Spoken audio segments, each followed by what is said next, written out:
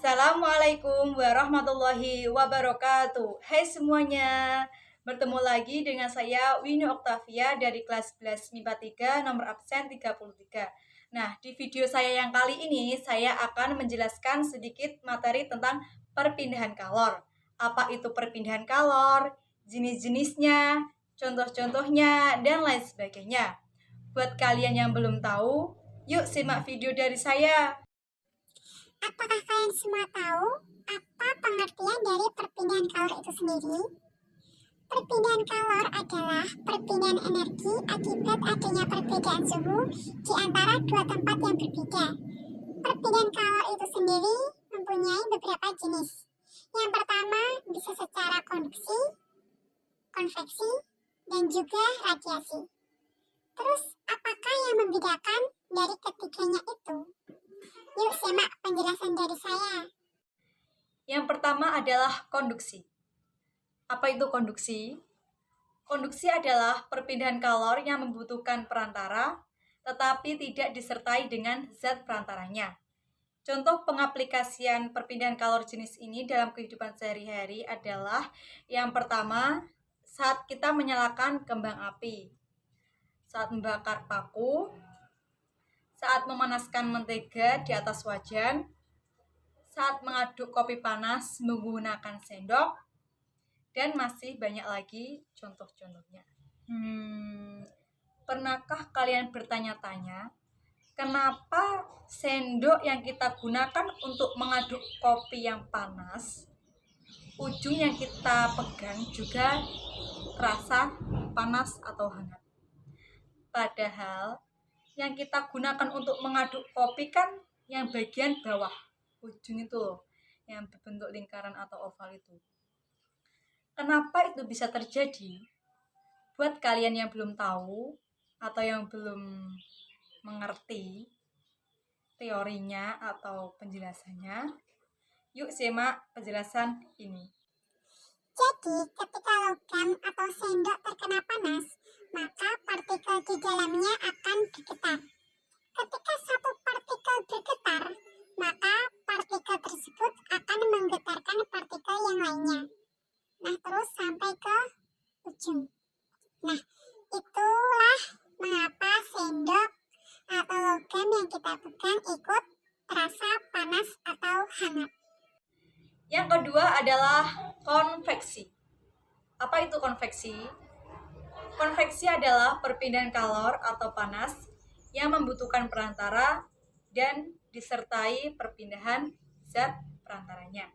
Contoh pengaplikasian perpindahan kalor jenis ini yang terkenal adalah saat kita merebus air. Kok bisa? Kenapa? Gimana penjelasannya? Nah, ini penjelasannya. Saat merebus air yang mendidih akan mengalami pergerakan naik turun. Saat air di dasar panci yang terkena panas itu suhunya lebih tinggi, maka air tersebut akan bergerak ke atas. Dan kemudian air yang berada di atas yang bersuhu lebih rendah akan bergerak turun. Proses ini akan berlangsung terus-menerus dan mengakibatkan pergerakan air naik turun. Hal ini membuktikan kalor berpindah melalui perpindahan zat perantara berupa air. Yang ketiga adalah radiasi. Apa itu radiasi? Radiasi adalah perpindahan kalor tanpa zat perantara. Contoh pengaplikasian kalor jenis ini dalam kehidupan sehari-hari adalah yang pertama, saat kita menjemur pakaian di bawah terik sinar matahari. Terus ada lagi saat kita menentaskan telur unggas menggunakan cahaya lampu. Dan yang ketiga adalah saat tubuh kita terasa hangat ketika berdekatan dengan api unggun. Dan masih banyak lagi. Nah, setelah kalian tahu pengertian dan jenis-jenis perpindahan kalor, kalian juga harus tahu rumus dari laju perpindahan kalor. Banyaknya kalor yang dibutuhkan tiap detik atau sekon dapat kita hitung nilainya. Yang pertama, konduksi.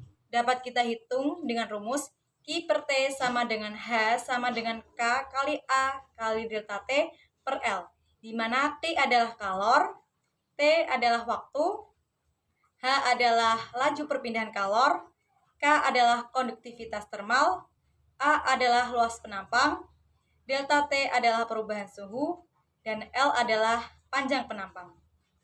Yang kedua adalah konveksi. Dapat kita hitung dengan rumus Q per T sama dengan H sama dengan H kecil kali A kali delta T, di mana H kecil adalah koefisien konveksi termal. Dan yang terakhir adalah radiasi.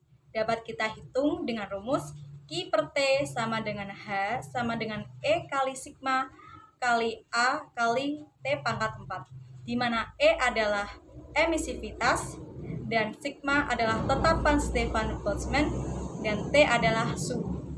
Nah, itu adalah sedikit penjelasan dari saya mengenai materi perpindahan kalor. Cukup sampai di sini video dari saya. Semoga bermanfaat bagi kita semua.